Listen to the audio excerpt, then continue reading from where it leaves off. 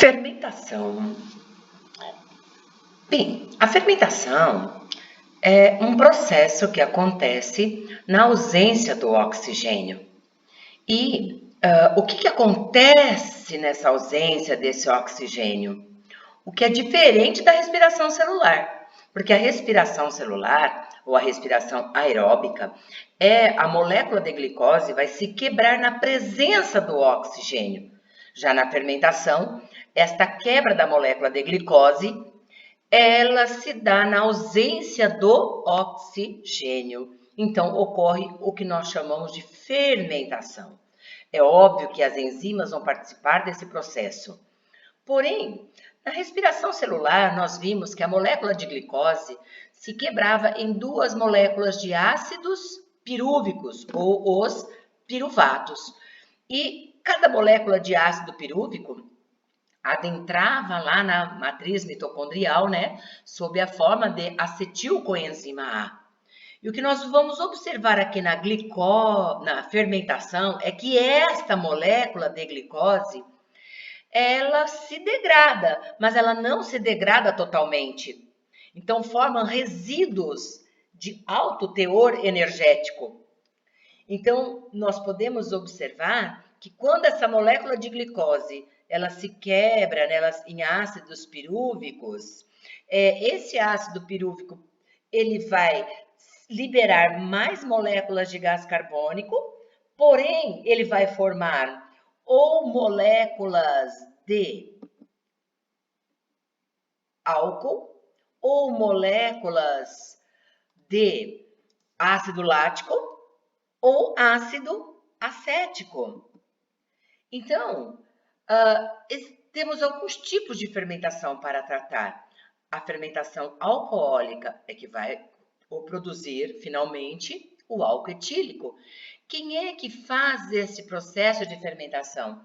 As leveduras, né? E elas são utilizadas para a fabricação de vinhos, no processo de panificação e também para a produção de cervejas. Já a fermentação láctica, ela resulta no ácido lático.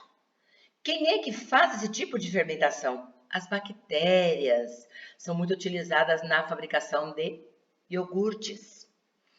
Já a fermentação acética, ela vai resultar na formação de ácido acético. E quem é que vai também fazer esse tipo de fermentação? Bactérias são muito utilizadas na produção de vinagres. Nós utilizamos vinagre de maçã, vinagre de limão, né? Então, esses tipos de vinagres, e inclusive os vinhos, né, são a partir do vinho, né? Nós obtemos também o vinagre, tanto é que quando o vinho fica meio que passado, ele fica com gosto de vinagre.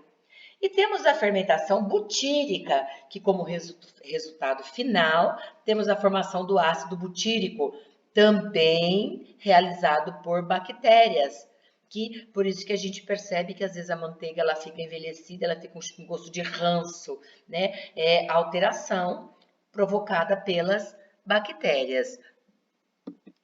Bem, então esta molécula de glicose, como nós vimos inicialmente lá na respiração celular, ela vai ser quebrada, né, em duas moléculas de ácidos pirúvicos.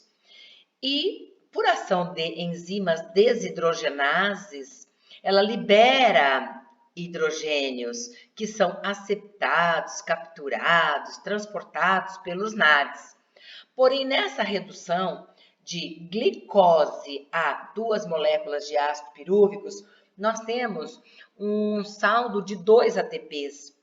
Ela se quebra e ocorre aqui uma fosforilação dos ADPs, formando-se duas moléculas de ATP. Então, cada molécula de ácido pirúvico aqui, como nós podemos observar, sofre novamente, olha, essa molécula de NAD libera os hidrogênios, essa molécula de NAD liberou os hidrogênios que ganhou aqui, certo?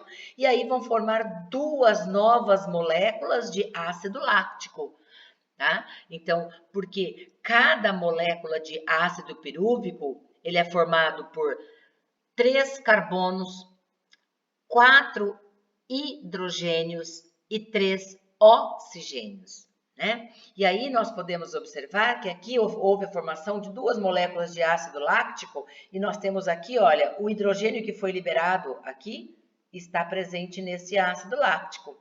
Esse ácido lático, ele faz a fermentação lá dos iogurtes. Como vocês podem observar, não teve liberação de gás carbônico na fermentação láctica.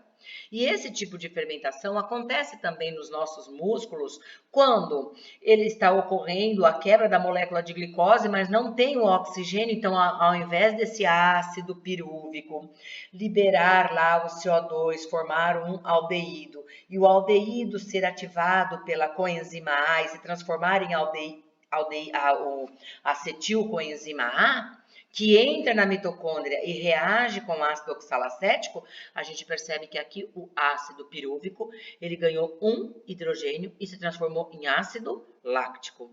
Então, nos nossos músculos, quando forma esse ácido láctico, é o que é responsável por aquelas dores musculares, aquele inchaço muscular que nós sentimos depois das nossas atividades físicas.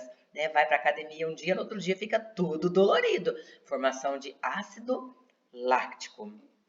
Bem, já a fermentação alcoólica, a molécula de glicose também vai, olha só, ela vai liberar 2 ATPs e formam-se 2 ácidos pirúvicos, e aqui também ocorre a desidrogenação, forma-se 2 NADs H2. O que nós podemos observar é que quando a glicose está sofrendo o processo da fermentação alcoólica, pelas leveduras, também por fungos do tipo Saccharomyces cerevisiae, esses ácidos pirúvicos formados, os 2 ácidos pirúvicos, eles vão liberar uma molécula de gás carbônico, então vai ficar com 2 carbonos nessa molécula. Esse libera um gás carbônico, fica com 2 carbonos na molécula. E aí, retirando esse gás carbônico, o que é que sobra? C2H5OH, uma molécula de álcool etanol. Deste outro ácido, C2H5OH. Então, novamente, formou mais uma molécula de etanol.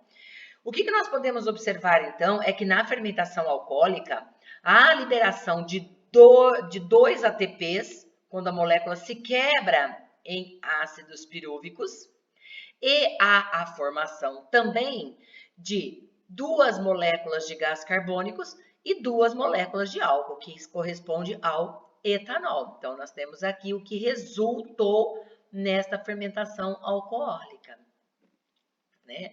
Se nós observarmos a lâmina anterior da fermentação láctica, percebe que não teve liberação de gás carbônico, apenas foram formadas 2 moléculas de ácido láctico, porém liberou-se 2 ATPs. Então, esse é o saldo energético da fermentação. Sempre 2 ATPs, seja na fermentação láctica, seja na fermentação alcoólica. E temos também a fermentação acética, que é realizada por alguns tipos de bactérias, acetobactérias. Elas vão fermentar, né, também o açúcar. E ali vai ocorrer o que? A oxidação parcial do álcool etílico, obtendo-se assim a formação do ácido acético. Então, isso vai provocar, elas acabam provocando o azedamento dos vinhos, né? Também dos sucos de frutas quando azedam, porque vai liberando essa espécie de ácido acético. Então, a molécula de glicose, se está sofrendo um processo de fermentação, ela vai liberar apenas 2 ATPs como saldo energético. E como podemos observar aqui, também ocorre a desidrogenação, liberando-se, né, os hidrogênios, sendo aceptados, capturados pelas moléculas de NAD. Porém, cada ácido pirúvico aqui, olha, cada ácido pirúvico, ele passou a ser o etanol, liberou o gás, mais o gás carbônico, esse ácido pirúvico também, novamente, o etanol e o gás carbônico, e essas bactérias transformam, então, provoca um azedume, né, que vai ser o ácido acético.